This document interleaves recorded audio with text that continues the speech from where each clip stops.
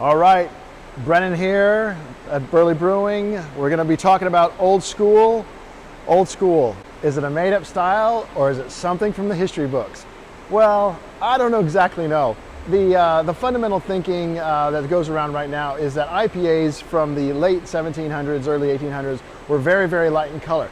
But light in color to what? Because we know that all the beer around that time and for centuries before that was very, very dark. Well, this isn't a very, very dark beer. It's a brown beer, like we think of as beers are getting lighter from being dark. So we have an alcohol, it's about 6%, and then we know that people in Britain were sending beers down to the Indian continent, and they were highly hopping them. So this is a highly hopped beer, but there's no dry hops in it. Now we know that some companies sending beer down to the southern continent were putting dry hops in and some weren't, and so we really don't have a clear idea of what everybody was doing. Google wasn't around then, and some things are kind of vague because I think a lot of people were actually drinking at the time. So what we have here is an assertion of what a style may have been. So we've got a beer around 6%, it's dark, it's really hoppy, and it's malty. Nice, it's beautiful malt on that beer. So give it a try. So what does it taste like? Well, it is very, very firm bitterness. We did not hold back on the hops.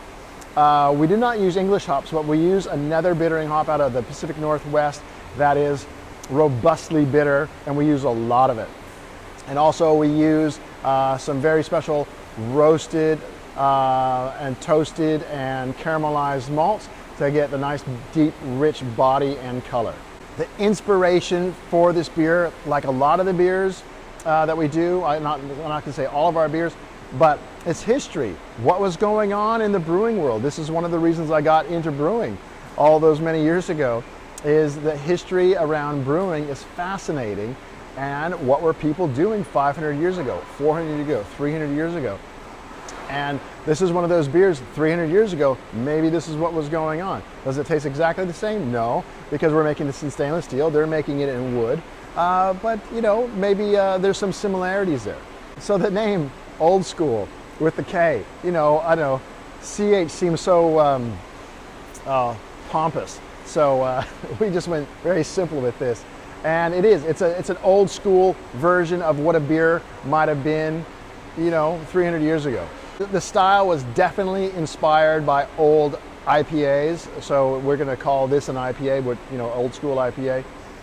We made it on our brewing system, which is we have the ability to make some small batches. This was a very small batch for us, so the 14 or 15 kegs that are going around to venues.